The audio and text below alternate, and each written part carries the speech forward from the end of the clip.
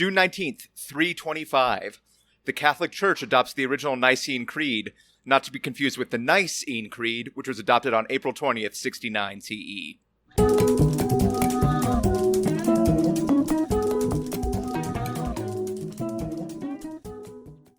Welcome to The Revisionists. I'm Brian Flynn.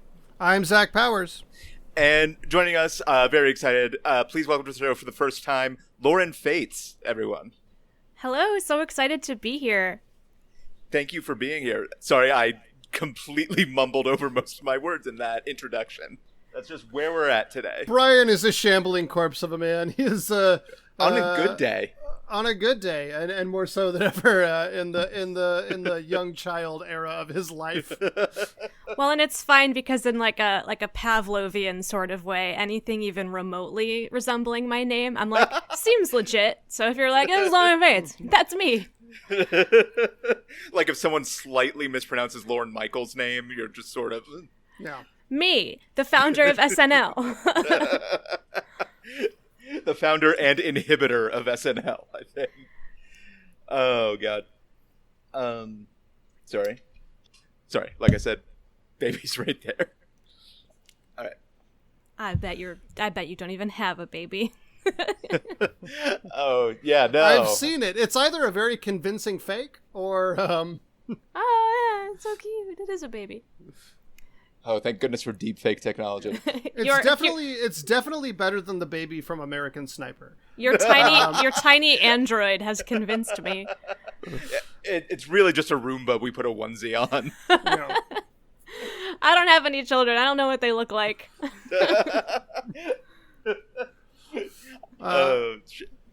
Dear listener, if you're joining us for the first time, this is The Revisionists.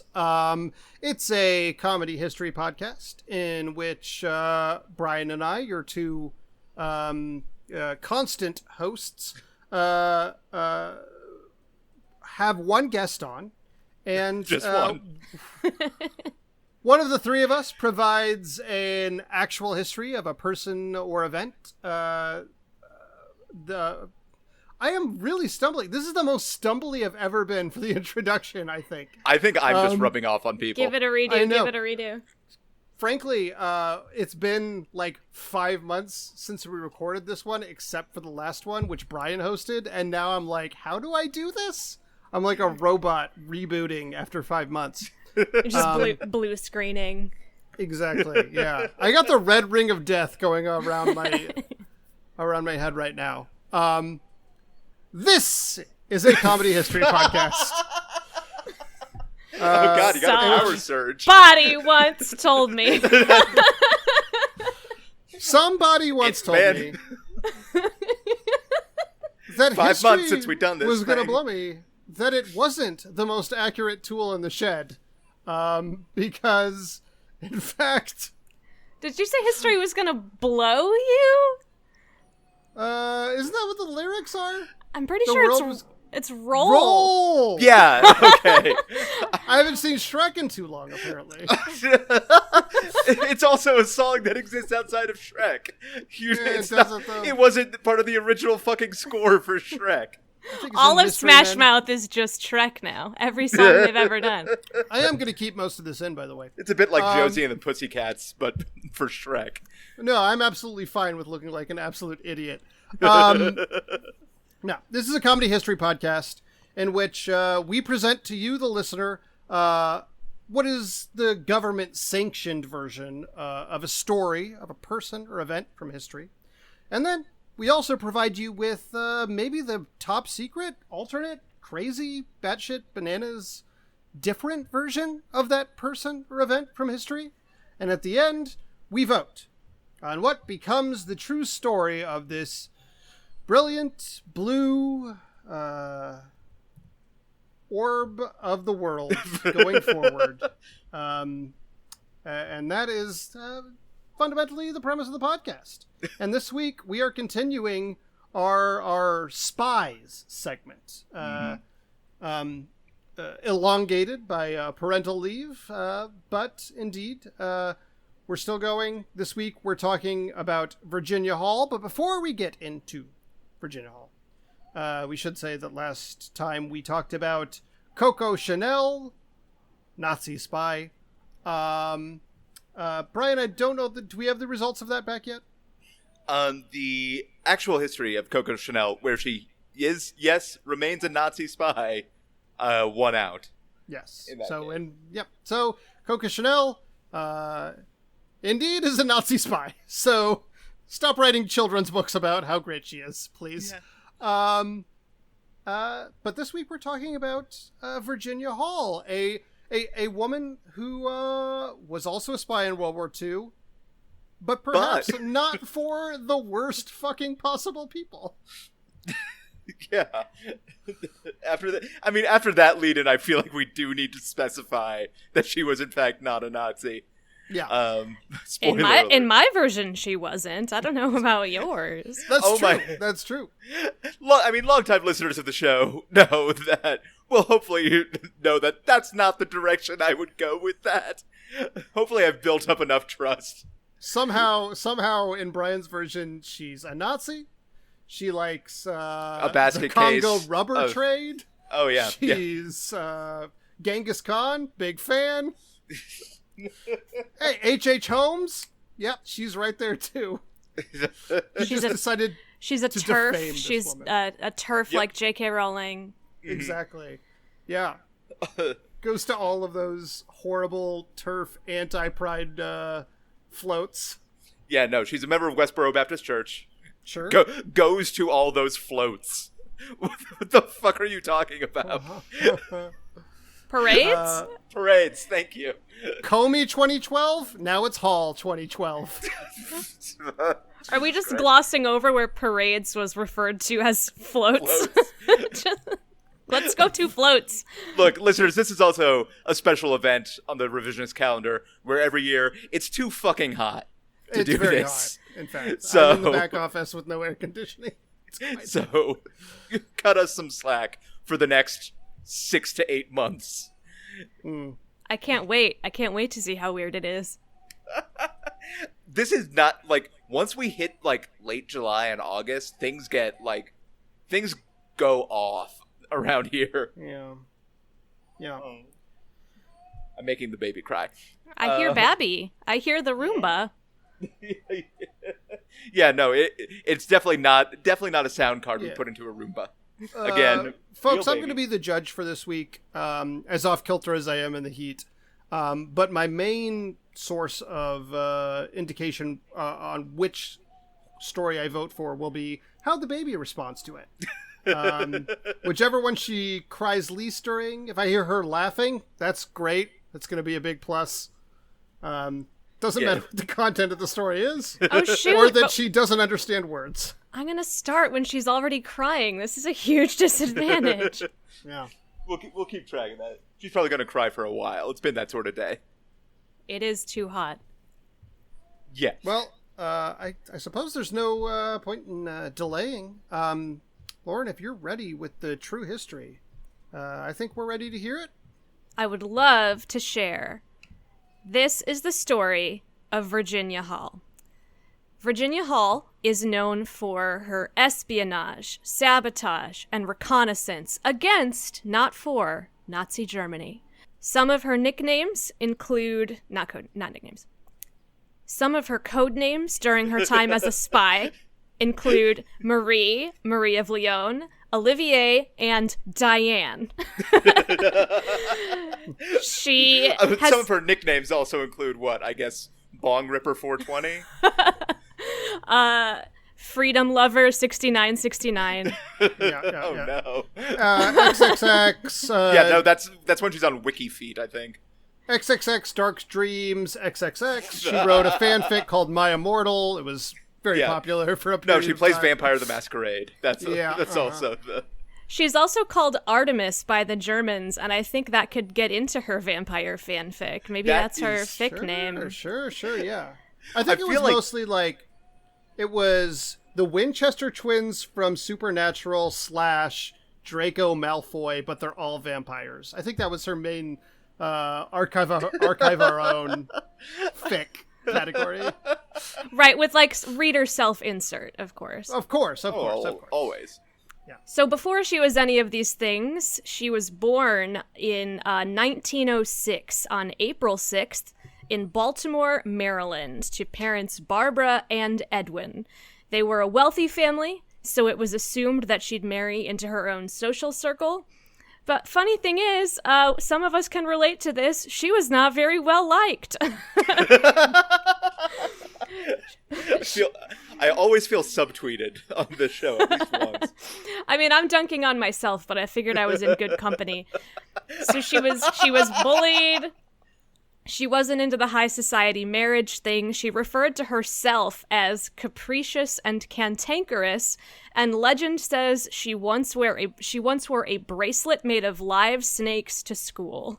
I know your podcast, big fans of Cleopatra, so big Cleopatra vibes. She's got to be her.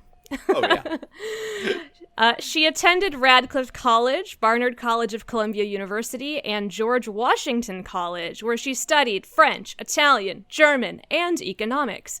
She was a real Hermione Granger type. However, unlike Hermione, she failed her entrance exam to work in the Foreign Service. Pour one out. Pay your respects. So, like many rich college girls dream of doing, she deals with this heartache by fucking off to Europe, studying in France, Germany, and Austria. And what's time period is this after she graduates college and fails her entrance exam? She gets her first job in 1931. Okay. So it's got to be a little bit like before the late that. 20s, early 30s. Okay. Yes. So she finally gets a gig as consular service clerk at the American Embassy in Warsaw, Poland. This is 1931. She is transferred to Turkey just a few months later, and in 1933 would trip and shoot her own left foot with a gun while hunting birds. Thankfully... I mean, so far, it's not the most auspicious start for her. For sure. No. Thankfully, like, here in America, we have common sense gun control laws, and nothing like that ever happens here. Just kidding, I'm doing the real history. Yikes. Due to gangrene, her left leg was amputated below the knee. She named her wooden leg Cuthbert, and then returned to work as a consular clerk in Italy, then Estonia. It sounded like she had to get back to work, like, right away. But thankfully, here in America, we established robust laws protecting pregnant women and disabled people and people traumatized from pandemics from having to return to the office. No, I'm just kidding again. Good one. It's And it's not even one of those things where you could be like, oh, it was the 20s. No, it's the 20s and the todays and the futures. I will say this for Virginia Hall. So far, she's making me feel so much better about myself, because as much as I have fucked up in my life in terms of reaching the stations I should have reached by now, I did not, underperform deeply and then fail my entrance exam and then shoot my own leg and lose it. So, well, she still like went on to do good things. Yeah, she turns into a real badass, but not even yet. So, being a woman kept Virginia down in the industry. She wanted to be a diplomat, but those gigs rarely went to women. Are you sure that's right? Six out of 1,500 diplomats at the time were women. That doesn't sound right to me. That seems like something that wouldn't happen. Because you're in America, and we don't do things like that? Seems like maybe they'd be equally distributed between women. And paid equally? Yeah, it sounds fake. So I think maybe you should re-examine this history. Okay, Jesus Come Christ. back in a week. I know it's facetious and I hate it so much. Well, I also did this joke twice already. I know. I'm actually stealing. I am part of the problem actively. Doing my whole bit. You're taking my oppression and you're making it your own. It's so typical of the white male. Okay, she was turned down by the Department of State because of literal rules against hiring people with disabilities. Thankfully, we passed common sense laws to end discrimination and ableism. I can't do the joke anymore. You've ruined it. So even Franklin D. Roosevelt himself, who was paralyzed from the waist down, did not give a shit. It's just that you said Roosevelt. Roosevelt? Oh, Roosevelt. Well, yeah. I mean, Teddy and Franklin both pronounced it differently, so... Oh, I've always heard Roosevelt as, like, someone who hated him in, like, a cartoon. Oh, no. Pronouncing it. Like, the two presidents both pronounced the last name differently, so both are basically... And they're related. Yeah. So both are pretty much acceptable. Well, I think in this story we are also supposed to kind of hate him for bringing down Virginia, so we can say Roosevelt. Also, dirty cousin fucker. Ew. She resigned in 1939, still a clerk, never promoted. All right, buckle in, because now the real stuff begins. And by the real stuff, I mean World War II. In 1940, because of the war, Virginia became an ambulance driver for the French army. She fled from her post when the French were defeated. She ended up in Spain, and there she met a British intelligence officer, George Bellows. He liked her. He saw something in her. He gave her a friend's phone number, and it wasn't actually a creepy thing. This friend was Nicholas Boddington of the Special Operations Executive, and they wanted her to be a spy. She was like, I'd be great at this. Finally, I don't have to be a clerk anymore. Yeah. Virginia was sent to France. She was the second woman in the SOE to be sent there and the first to stay. She pretended to be a reporter for the New York Post. This allowed her access to lots of places, people, interviews. She wore disguises. She was great with makeup. She was always changing her name and her look. She was mostly self-taught. She founded a network called Heckler. Appropriate, I guess. Also, that is heckling the like, Germans. Exactly. I feel like now that's like a 21st century, like, sort of like maybe leftish blog about comedians. Yeah. The heckler. Well, that like starts out sort of leftish, but then gets like very reactionary after a while. Then like, and about like 5 years after it's founded, one of the writers like has their own sitcom, and you're like, oh, that sitcom's really great. Did you know she started out at Heckler? And yeah. That's kind of the vibe. But then you find out, like, the guys there were sex pests, and she only For left sure. Heckler because they were awful under the hood. Yeah, you know, like every... and then there's, every like, an space. apology. Like a We place all where know Matt the story. Taibbi would have worked, basically. Yeah, Matt Taibbi was on there for a minute. Also, So- what a time when the New York Post was like a good credential to get you into places. Yeah. So she worked for Crack.com, I mean Heckler, and arranged contacts, bribes. She distributed wireless communication devices. She also healed wounds, distributed weapons, generally kicked a lot of ass. Her network included a gynecologist and a brothel owner, and the brothel owner provided her safe houses.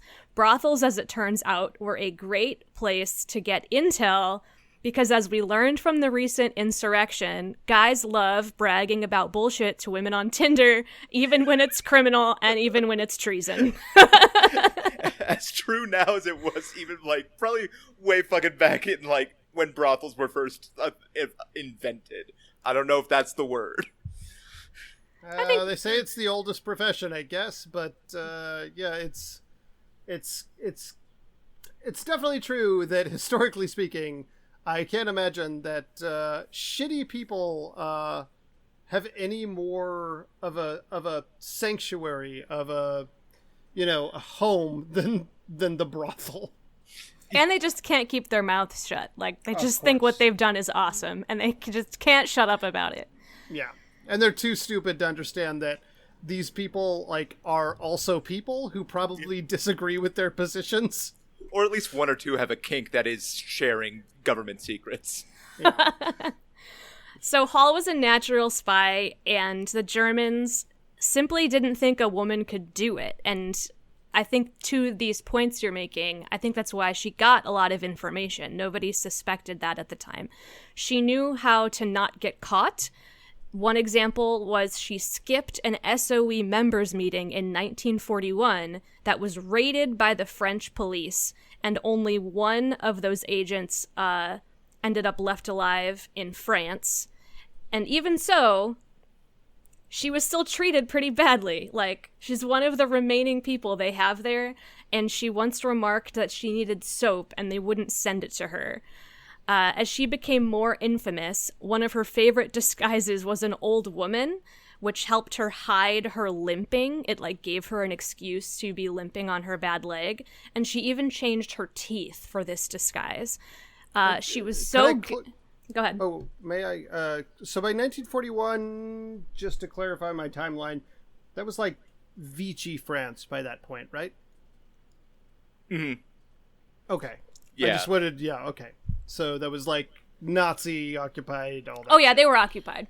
Okay. So this next point actually proves that she is known for having once disguised herself as an old cheese salesman and selling cheese to a Nazi soldier. And in my notes, I wrote, "Stinky old cheese lady equals really good disguise." I'm just taking this information maybe for my life later. It's very Tom and Jerry at a certain point. The SOE... Go ahead. I am very excited. May I please ask, when you inevitably have to pretend to be a cheesemonger to stop the fascists, yes, what is the voice that you will do at that particular time? How will you mong the cheese? "I'm lactose intolerant. Come buy this before I eat it." So there's a ticking clock. There is. That's a great angle. "Save me! I'm a danger to myself." I can't waste food, and this cheese is gonna go bad. I can't digest it. I'll just eat it. You know what I mean, Vern? I mean, also, there's I love that lactose intolerance is I mean, you just poop a lot. I think that's all that happens. We all remember the classic film Virginia Hall, Scared Stupid. Classic. Virginia Hall, notorious lactose intolerant. No, I did not read that about her. So she had huge problems with dudes. She's a queen, and it makes a lot of sense. So at one point, the SOE tried to put her under the command of one George Dubodin. She found him lazy and amateurish, refused to introduce him to any of her contacts, and told the SOE to fuck off. She wasn't going to be under his command. Other dudes she hated include Philippe de Vaumecourt, because of his ego. Richard Helsop, who called her girl at age 36 and demanded to know who Cuthbert was. Henry Lassatte for being too chatty. And German men, of course, hated her too. She caught the particular attention of Klaus Barbie, the Butcher of Lyon. I was going to say, assumedly, also all the fascists. Yes, every single Nazi. Her greatest achievement, in my opinion, was a jailbreak of 12 agents who had been arrested by the police. They were held in the Mauzac prison near Bergerac. She teamed up with Gabby Bloch, the wife of a prisoner, to sneak tools in sardine cans to that woman's husband. He crafted a key, while on the outside, Virginia Hall arranged a safe house and transportation. A priest smuggled a radio into the prison so plans could be made and they could hear each other, and on July 15th, 1942, the prisoners escaped. They had all met up with Hall on the outside by August 11th, not without dodging a huge manhunt. They escaped to Spain, and many of them were hired by the SOE as leaders after, and it was considered one of the most historically significant spy operations of the war. Mm. The Germans, of course, were pissed. The Gestapo flooded France, and her police contacts could no longer protect her under the pressure.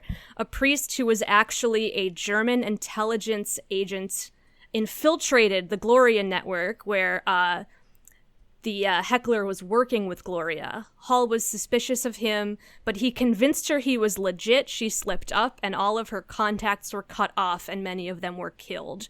The Germans even began sending messages to London in her name. When she fled the country, she remarked to the SOE that she hoped Cuthbert would not be troublesome, and once again, remembering nothing about this woman's life, they replied, "If Cuthbert is trouble, eliminate him."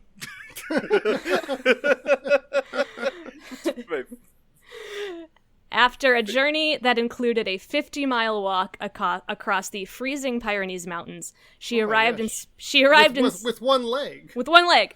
She arrived in Spain and was quickly arrested and was in jail for about 6 weeks before the SOE vouched for her and got her out.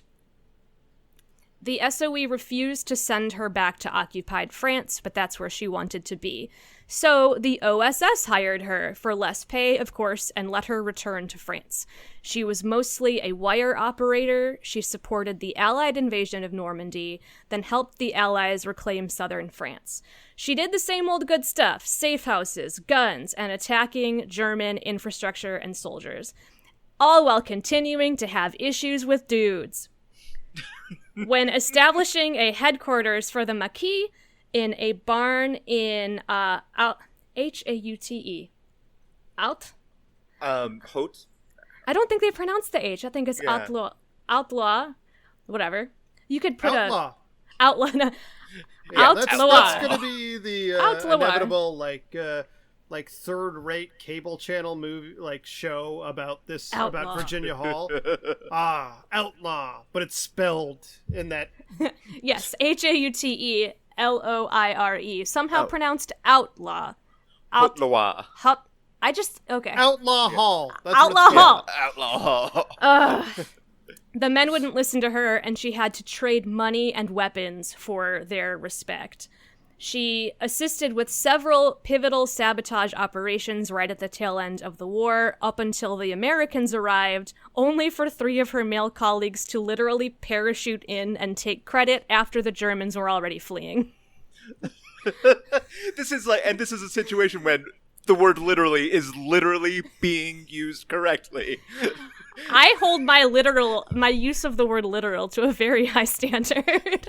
So we need you listeners to understand that these 3 dudes parachuted from the sky to take credit for her work. Hashtag yes all men. Yeah. So one good thing that came from her time in Haute-Loire, that she met her future husband. She fell in love with an OSS lieutenant named Paul Goyot, who worked for her. Power dynamics. High five. When the collapse of the Nazis came, Hall and Goyot returned to Paris in April 1945. She wrote reports and identified the people who had helped her and were deserving of commendations, and then immediately resigned from the OSS. Some of her awards include the Distinguished Service Cross, the only one given to a civilian woman in World War II. She was made an honorary member of the Order of the British Empire and was awarded the Croix de Guerre in France, and then in 1957 married her man. Most of the people she worked with were not as fortunate as she was. The gynecologist and the brothel owner, they were both sent to concentration camps but survived. Many of her contacts, including 3 chosen family members who she called her nephews, all died. The priest who betrayed her, he was also executed. And I can laugh at that, because he was a bad one. Yeah. He was one of the baddies. She then fought the spread of communism with the CIA in the 50s and got terrible performance reviews. E. Howard Hunt of Watergate fame called her an embarrassment to the bureaucrats. She and her husband retired to a farm in Maryland, where she lived until her death in 1982. She didn't like talking about herself very much. She said, "Many of my friends were killed for talking too much." She didn't even want her Distinguished Service Cross given to her publicly, but her death inspired a new curiosity among people. She was honored by French and British ambassadors in Washington on the 100th anniversary of her birth, and both a CIA training facility and a catalog section in the CIA museum are named after her. At least 6 popular books have been written about her, and she was the subject of a 2020 film called A Call to Spy. Supposedly, Daisy Ridley, Rey Star Wars, will also play her in an upcoming film, A Woman of No Importance. And that is Virginia Hall. I like how you said Rey Star Wars like people say nay, like pre-marriage name. Oh, okay. Yeah, Rey Star Wars, because you might as well say that. If her last name is supposedly Skywalker, you might as well just call her Rey Star Wars. Sure. Rey Disney Corporation franchise. Yes. Rey, first openly gay Disney character. Regardless. Yeah, thank you very much, Lauren, for your actual history of Virginia Hall. Brian may have a different take. I might. I did not. I also did not realize they were turning A Woman of No Importance into a movie, which was, I was going to say, like, that's a very good book. It's where I first learned about Virginia Hall. So if anyone's interested, check that out. Or I guess now wait for the movie or something. But it's easier, but less robust. Okay, so yeah, I mean the broad strokes of Virginia Hall's life are, Lauren got them right, very much so.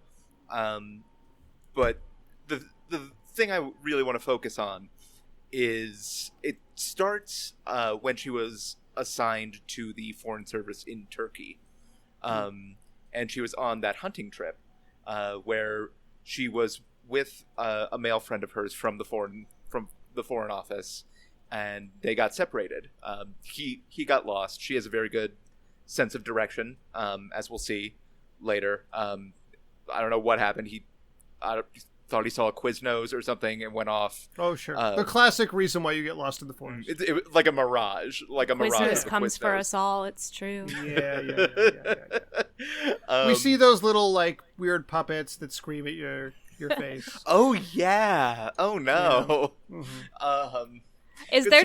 Are they just burned into the brains of our entire generation? I feel like we're going to die thinking about those commercials. It's a very specific time period of people. Like, there are younger people and older people who listen to this podcast probably who just don't know what we're talking about. But we know. We will never forget. We all died watching those commercials. When we die, all 3 of us, the last thing we will see in our minds are those screaming, googly-eyed little monsters. And when you see one, you'll know it's time, and you can take their tiny hand, and they'll gently walk you to the Quiznos in the sky. Yeah. Literally, if you look it up, those mascots are called the Grim Reapers of the Millennials.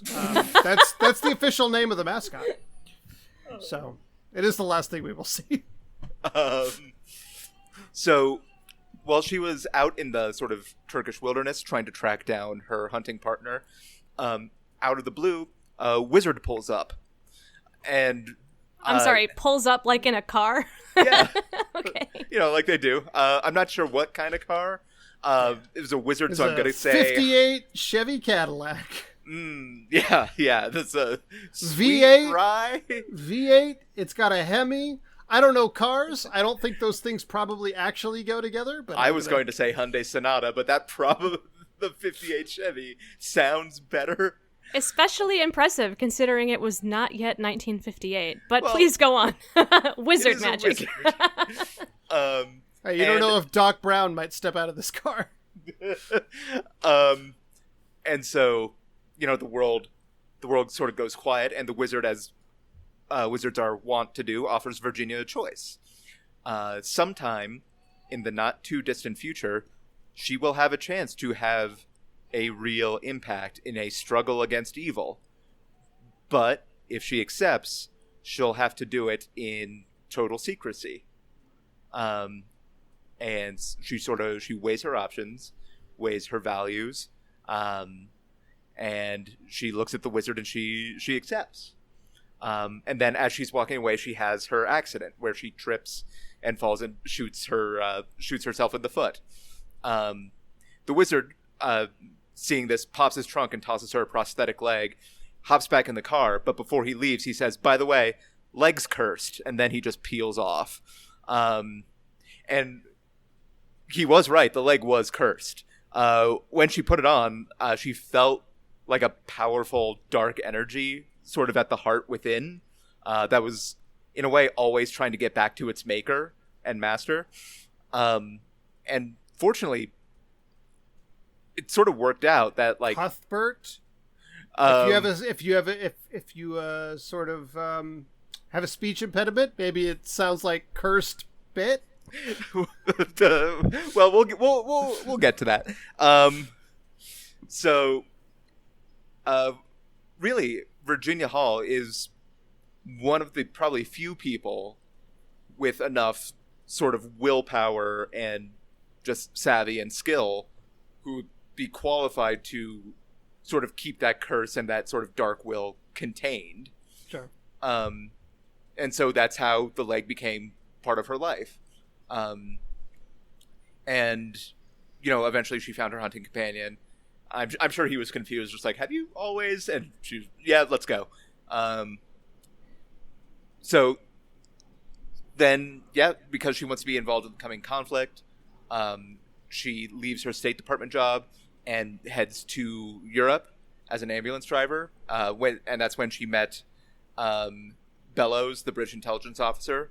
And they were sort of getting to know each other. They were running some sort of like backwoods missions. And so one night they're camping out basically.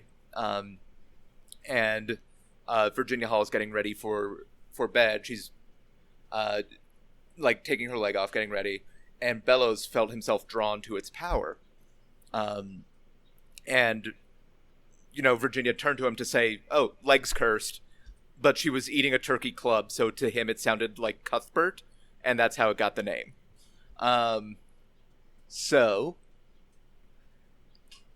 Yeah. And that's sort of a lot of the time when she encountered a lot of these other intelligence officers. Part of the issue, other than, you know, the misogyny, was the fact that they could not sort of resist the dark power of Cuthbert.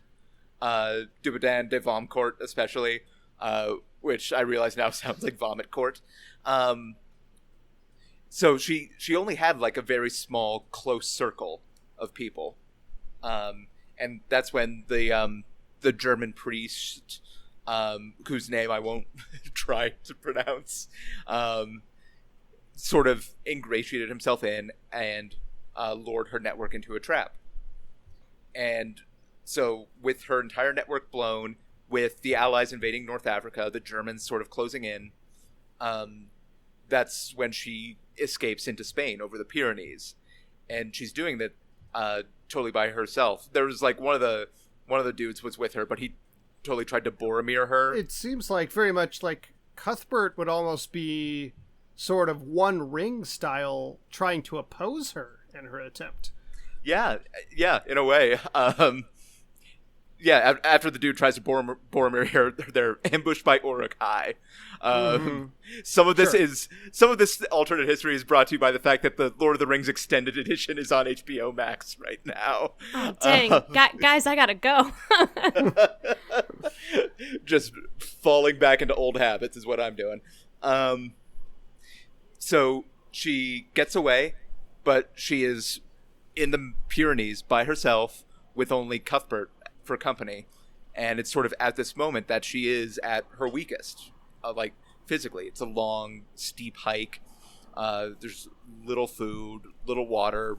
There's not a lot of hope, and that's when sort of Cuthbert gets the advantage a little bit, and she can feel Cuthbert sort of dragging her to the edge of a precipice, even to the point where, like, the toes of her non-prosthetic leg are dangling over the edge.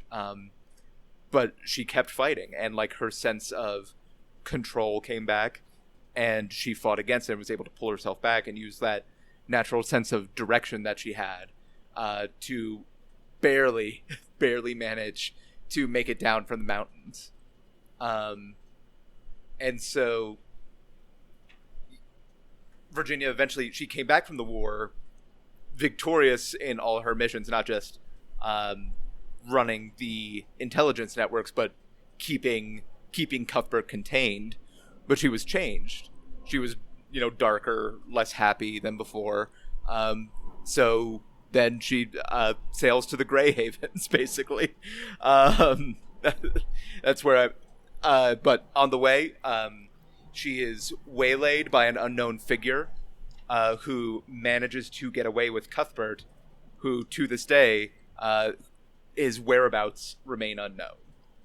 And that is the very slapdash alternate history of Virginia Hall. Indeed. Okay. We got a Cursed Lake. We got Virginia Hall escapes to the Grey Havens as all heroes should. All heroes should. Like the Terminator. It's better than Paddington.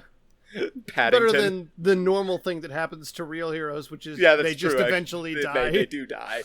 Yeah. Or live long enough to be the villain. Let's be fair. That's true. That's true. Yeah. Yes. Harvey Dent, you got me there. If Harvey Dent hopped on a ship to the Grey Havens, Hey. first of all, that's someone's DeviantArt page from 2009. Harvey Dent supported an elected school board until he became the mayor, and he supported the selected school board. Lived Is this a long Lori enough- Lightfoot joke? It is indeed a Lori Lightfoot Okay. joke. She's not great. This is the mini Lori Lightfoot podcast within a podcast. Very specific Chicago politics. Regardless, yeah. Thank you, Lauren, and thank you, Brian, for both of your accounts of Virginia Hall's life. But I think before we get to final judgment, it would be plugs time, would it not? Yeah, it would. Yeah, listeners, we do have, of course, our Patreon page where you can help support the show and, by extension, my non-Roomba baby, who is a real baby. Sure. 100%. Yeah. You could see a picture of her on the Instagram. It may look like a Roomba with a little wig on it and a onesie, but rest assured it is a human. It's also very hard to get a diaper on a Roomba. But you can also find us on Instagram. But the diaper never fills up, to its credit. No, As soon it's as true. it shits, it pulls it right back in. Jesus Christ. It pulls it right back in. What a disgusting image and just series of word sounds.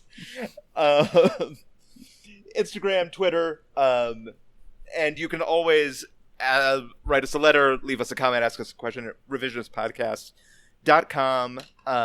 We would love to hear from you. And a written review also would be a fantastic Christmas in June gift. Or just any time of year would be wonderful. I am not sleeping regularly, so this is just what it's going to be for me for plausibly the next 6 to 8 months. For the podcast. We just It's came hot. back from parental There's a leave. baby. Yeah, we're all over the place. I just had a massive chicken sandwich, so I'm a little chicken drunk too. So, also, Chicken is LSD for Brian. yeah, it's true. I don't do hard drugs, so any chicken with a spice level beyond medium is a little bit like Yeah. my Altamont. You are accelerating yourself towards the great Quiznos in the sky. Oh, if only. And of course, I don't want to be trapped in the purgatory that is Subway. Yeah. No. For Brian, when Quiznos says their sandwiches come toasted, that's not a metaphor. That's a diagnosis. It's a promise. Yeah. What is sub sandwich hell? Is it Jimmy John's? Oh. You know, I regret saying Subway is purgatory because as much as I dislike Jimmy John's, The owner of I Jimmy never John's worked sucks. at a Jimmy John's. It's a classic. It's a classic. The owner of Jimmy John's is a real piece of shit. Jimmy John's sandwiches are pretty kind of good. So it's like that classic square the circle thing with Jimmy John's.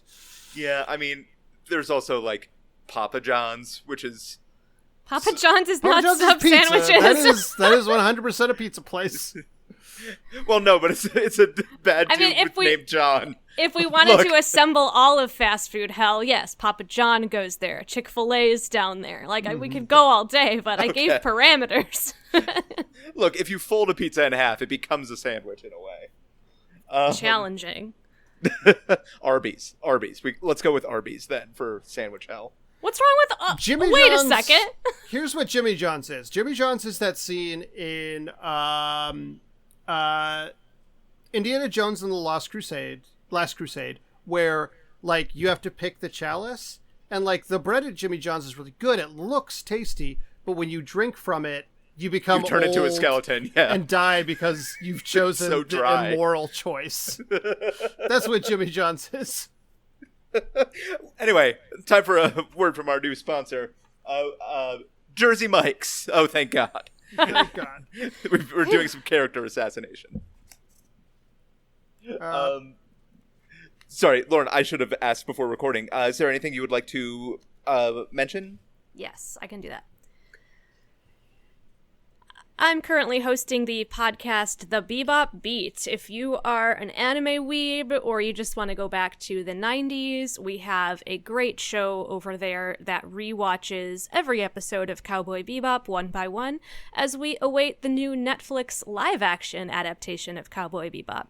My co-host's name is Jamie Sanchez of Bit Bash and Anime Chicago, and we've had a lot of awesome guests from Bo Billingsley, the voice of Jet Black, to Mason Alexander Park, one of the new Netflix stars. So we're having a great time over there. Check us out anywhere you find podcasts. We're also on Twitter at BebopBeat and Instagram at BebopBeat. You could also see me on Twitter, just my name, Lauren Fates, Faits. I protect my tweets for, like, employer reasons, but if you shoot me a DM and tell me you heard me on the show, you can be my friend. Let's hang out. It's cool. Sure. Awesome. Laura has a history of podcasts. She has a podcast about the Netflix She-Ra series that guest of this podcast and girlfriend of myself, Shannon Camp, was on at a certain point. So, check out all of her previous work as well. Yeah, that one was called She-Ra Progressive of Power. We did 100 episodes of that, which included interviews with Noelle Stevenson, Amy Nice. Carrero, and we even visited DreamWorks Studios in LA. So if you're a She-Ra person, give that one a listen too. Hell yeah. Zach? So I guess it comes down to Judgment Time. Actually, before we do that, I did want to mention, thank you to everyone who, if you could have donated to the Danny Ramos GoFundMe that we mentioned in the last episode. I wanted to give you an update that thankfully he has been released from the hospital and is recovering. So that is very good news. Obviously we wish the best to Danny, past and very hopefully future guest of this show. But for judgment for this particular episode, the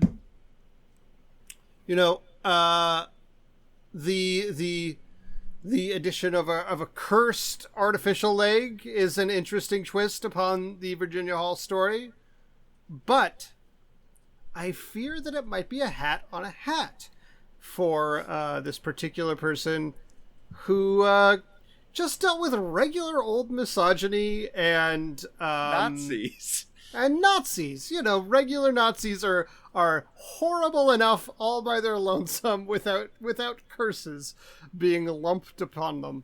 And I almost feel like I have an obligation to give it to the true history of a pretty exceptional person who fought against hate and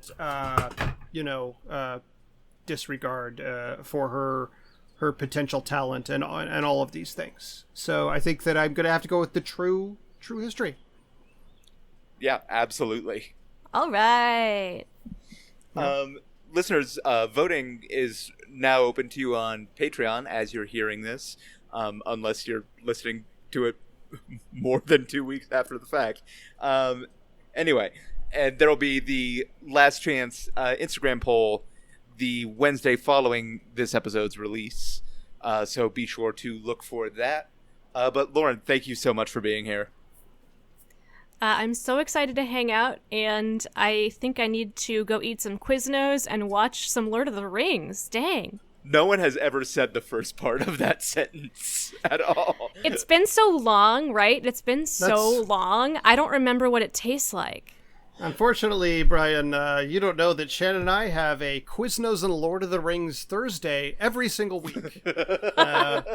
Shannon doesn't. Neither of us go to work. We just stay home and order Quiznos and watch the entire Lord of the Rings extended cut. So do you nurse one Quiznos sandwich for about 9 hours? It's about 6 Quiznos each. Oh, okay. 6 one for each of the halves. So you get a 12 rack of Quiznos, basically. Sure. Yeah, we both eat about 12 feet of Quiznos and watch all 3 parts extended cut of Lord of the Rings. We watch it on DVD, so there's that part in the middle where it's like, please insert the next disc. Yeah. That's when we know to switch sandwiches. Yeah, totally. Do you do pairings, or is it sort of just like, kind of freewheeling whatever sandwich floats your boat at the moment? Sure. Yeah, I think that you start with... I find that Fellowship is more of a ham movie. And then vegetarian. Classic ham movie, I've always said that. Vegetarian for the Two Towers, in my personal opinion. And then... Name another Quiznos sub. I'd be surprised to hear that chicken is Lord of the Rings. But I was going to say, just name meat. But you gotta have plump little red berries so that when Denethor bites his little plump berry, you can do it also at the same time. That's the grossest scene across 10 hours of movie that includes war footage. Yeah. So that's something that I talked about. What happened? What happened to the Entwives? They went to the Quiznos in the sky. We answered it here. I think this episode only took almost the entire runtime for me to hit my personal stride, and it was the Quiznos bit. Fuck it. You can move it to the beginning. All right, everybody. Thanks so much for listening. We're glad to be back still. Best of luck, as always. Danny Ramos, we're so glad that he's out of the hospital. And I think that's going to wrap us up. Brian, you want to take us out? Yeah. Thanks, everyone. Have a good time. Have a good time. Man, it's somehow more stilted than when I did it 5 months ago.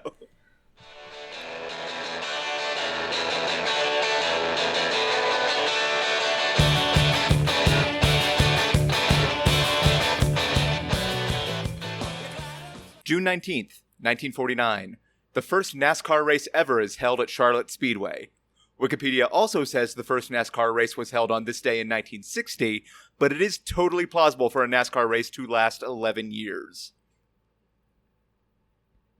June 19th, 1910. The first Father's Day is celebrated in Spokane, Washington, where most dads keep their secret families. June 19th, 1586. English colonists leave Roanoke Island behind after failing to start a colony. Later on, one of them leaves a Yelp review that just says, "Roa, no thank you." June 19th, 1865, over 2 years after the Emancipation Proclamation, slaves in Texas are informed of their freedom on a day now known as Juneteenth.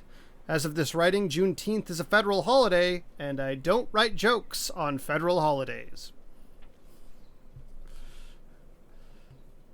June 19th, 1862, the U.S. Congress outlaws slavery in U.S. territories, overturning Dred Scott. Between this and Juneteenth, June 19th is a pretty solid day for U.S. and black rights, and 1 out of 365 is still pretty bad, actually. And finally, June 19th, 1903, Benito Mussolini, then a radical socialist, is arrested in Bern for inciting a labor strike. He turned from socialism when egalitarianism interrupted his strict understanding of class struggle, a lesson that likely has no bearing on usually white, middle to upper class, far left ideologues who think identity politics is a farce.